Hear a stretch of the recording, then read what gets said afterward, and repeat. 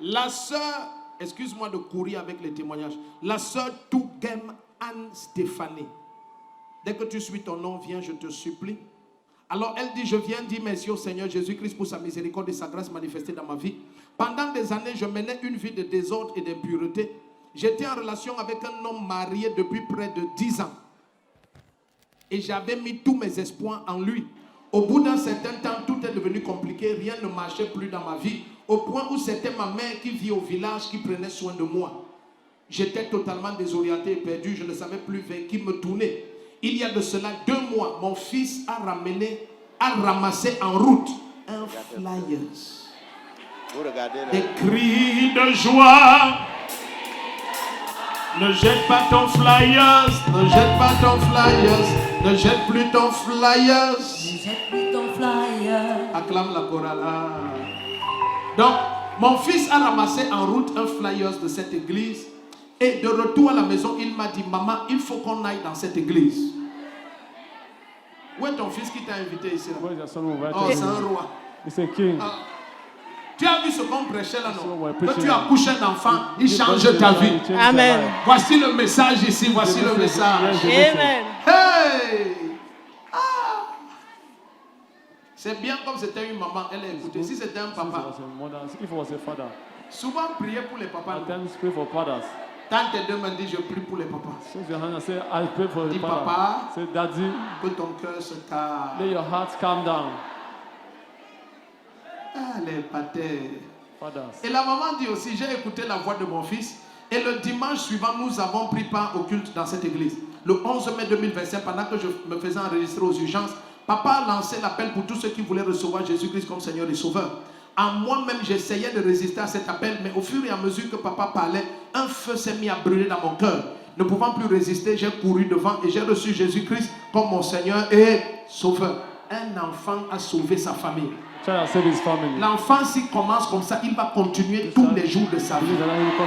Yes. Un instrument pour sauver les nations.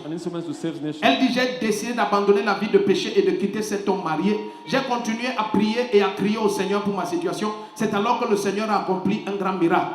Il y a de cela quelques jours, une dame m'a contacté avec empressement pour m'offrir un local pour que j'ouvre un restaurant. Il est à noter que depuis des années, je nourrissais le rêve d'ouvrir le restaurant, mais je n'avais pas les moyens. Cette femme a ouvert. Amen. Attends. Oui. Dis-moi là où ton restaurant est en secret pour que je vienne là-bas. Si je viens là-bas, je mange sans payer. If I come there, I eat without paying. Hein? Tu prépares quoi? What do you cook? Tu vas faire le menu. Et t'as donné ça lundi. Montre-moi les photos. Monday. Donc tu vas faire le héros. You prepare héros. Le coq. Coq. Tu fais aussi le quoi? La sauce jaune taro, papa. Quoi encore? Le héros, la malomacabo, malaxé. Bref, je vais faire les nourritures traditionnelles. Amen. Tout ce que tu fais là, c'est l'hymne national du Cameroun. Amen.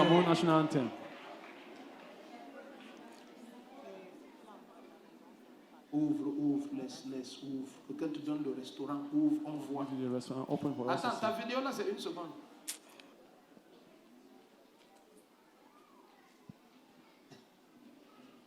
Les 2 garçons là, ils sont comme tes amis. Hein. Voient leur mère comme leur amie car celle-ci. Mother like their friends. Regarde.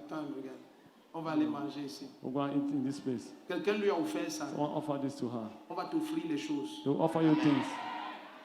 Amen. Amen. Attends, ce n'est pas la bière qu'on a traversée là. It's not here we cross.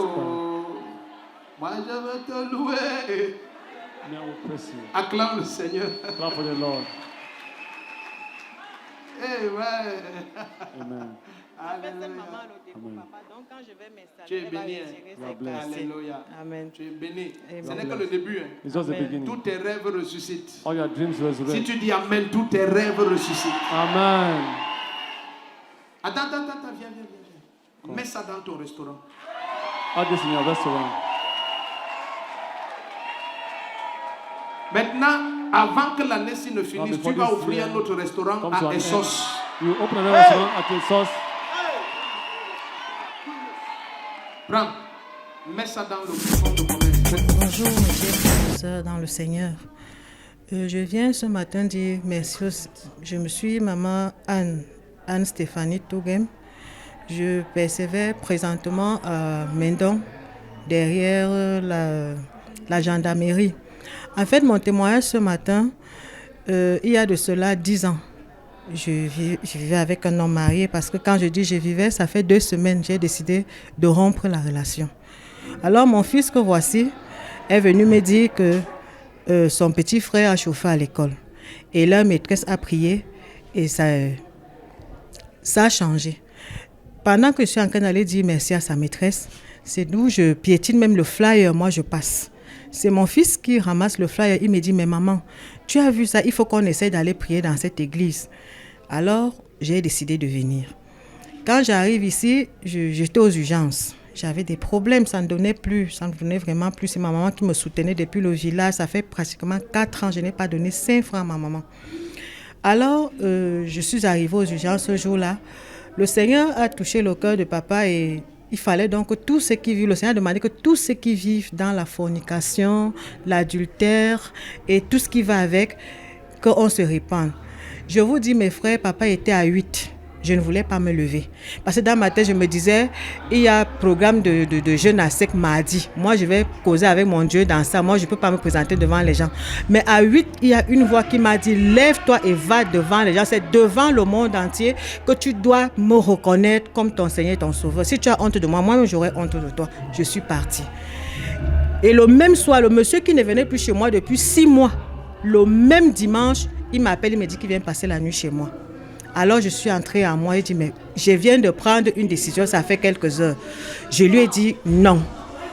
Je vous assure, c'était encore plus difficile. Mais il y a de cela pratiquement 1 an, j'ai dit à Dieu que j'ai besoin d'un restaurant. Seigneur, bénis-moi avec un restaurant. Alors c'est comme ça qu'après le jeûne à sec, il y a un enfant qui vient me dire, maman, tantine, maman t'appelle, maman veut te voir. Quand j'arrive chez elle, elle me dit, hé voisine, c'est comment? Elle dit, ça va. Elle me dit, ouais, j'ai un local là que beaucoup de gens sollicitent. Il y a même des gens qui viennent me faire le versement. Mais il y a ma petite là qui m'a dit que la maman de Nathan les a donné le riz. Et c'était très bien fait. Pourquoi je ne peux pas lui donner ce restaurant? Elle a écouté la voix de sa fille, bien évidemment. Et je suis allée là-bas. Quand je suis arrivée là-bas, elle m'a montré le restaurant. Et j'ai dit, voilà, si je n'avais pas pris cette décision difficile, parce que c'est vrai, c'est pas facile. Quand tu sais que tu as fait de quelqu'un, il était plus que mon Dieu, parce que j'ai mis toute ma confiance en lui. Prendre cette décision n'est pas difficile, mais je vous assure, quand tu sais le Seigneur véritablement, le Seigneur ne t'abandonne pas. Donc c'est mon témoignage aujourd'hui, mais ça c'est pas facile. Vous qui vivez dans cet état de vie, arrêtez, parce que c'est un perdant. Ça fait 10 ans, 10 que je vivais avec un homme marié. Ça fait 2 semaines, j'ai arrêté et le Seigneur est en train de me montrer qu'effectivement, je n'ai pas choisi le mauvais chemin. Que Dieu vous bénisse et qu'il vous fortifie. Amen.